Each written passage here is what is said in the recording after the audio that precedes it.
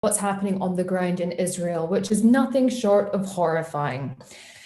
We have been completely sold out by the quote unquote LGBT organizations because they're split into two separate funnels. One is the surrogacy, where all 5 of our Knesset members have surrogate children. So it kind of shows you what they think about women, that they go to India and Thailand and they purchase babies and they come back to Israel and then they spread their odious little message that surrogacy is totally acceptable and that babies are a human right and women are a commodity. It comes down to total female subordination, okay? That's what it's about in Israel.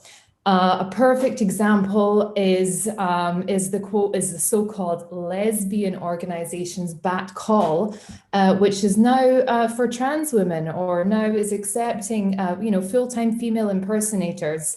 When women actually say, hang on a second, this isn't right, they call us transphobic and tell us to get the hell out of here.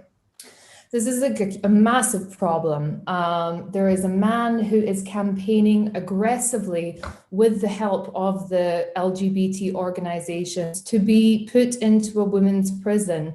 That's something that was just released, this morning. It seems as if we have to all come together and to say, okay, we cannot be fighting prostitution and porn. These women can't be fighting prostitution and porn, and these women can't be fighting against surrogacy. We actually all have to come together because it's one essential issue, okay? These issues are not separate. We cannot collude with men and talk with them in the Knesset when they're going off and having surrogate children like this. We have to understand they have no respect for us. We have no credibility when we share platforms with these guys and say, okay, come and talk with us and come and talk about all of your different, ideas and thoughts, okay?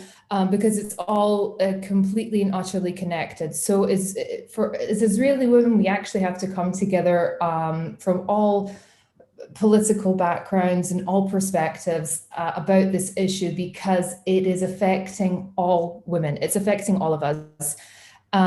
We now have self-ID. We've had self-ID since February 2020.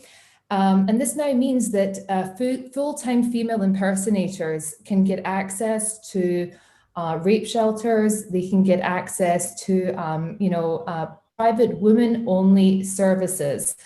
It's awful. Now, the way that it's having a huge problem on young women is actually in the IDF.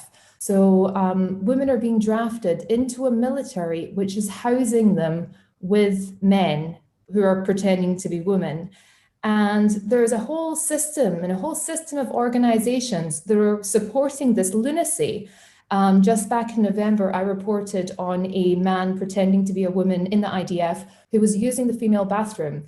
And it's just, and who was the villain of the piece? The villain of the piece were the 2 girls that complained about the man. It wasn't the man. It wasn't us saying, wait a minute, you're a man, you're pretending to be a woman, making women feel uncomfortable.